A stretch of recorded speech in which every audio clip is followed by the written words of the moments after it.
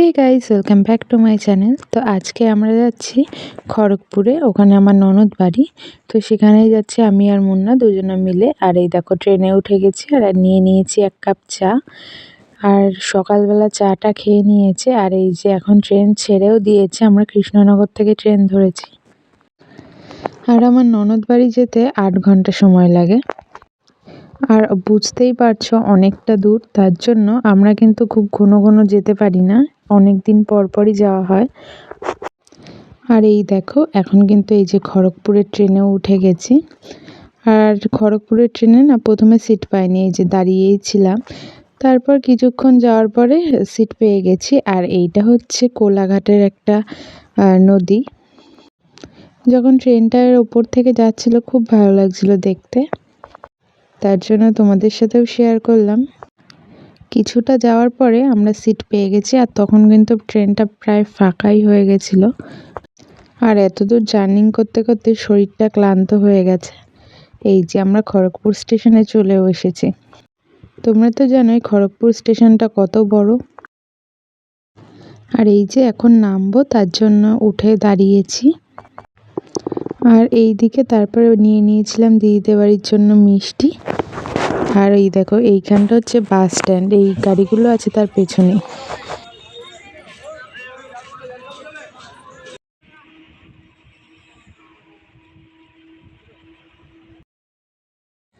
এই যে বাস থেকে নেমেও গেছি, আর এখন যাচ্ছি অটো করে দিদিদের বাড়িতে।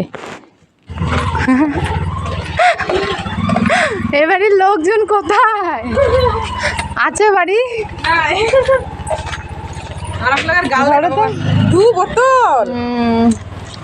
চলো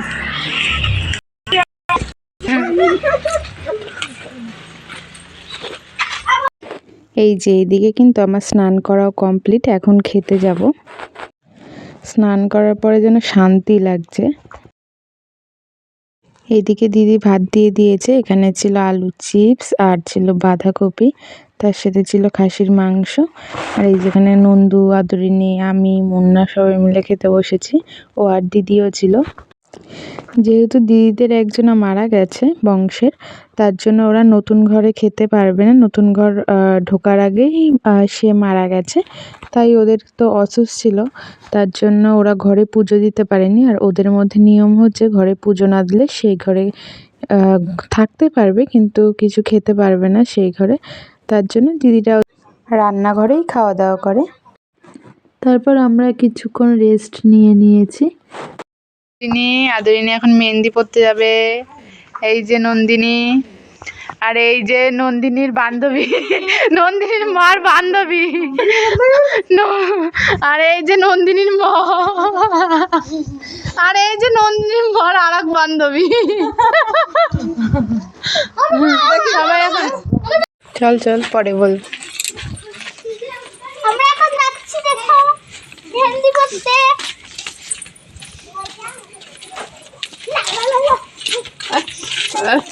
ভিডিও হচ্ছে, ভিডিও।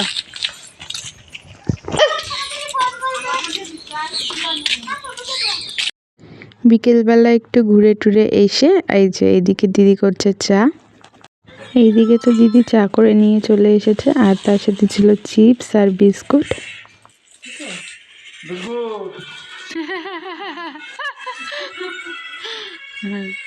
কই আরেকজন? এই যে টাকা, একটু টাকা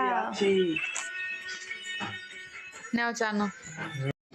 তারপরে রাতের মেনুতে ছিল এই যে রুটি আর মাংস। এই দিয়ে কিন্তু আমরা সবাই খেতে বসে পড়েছি।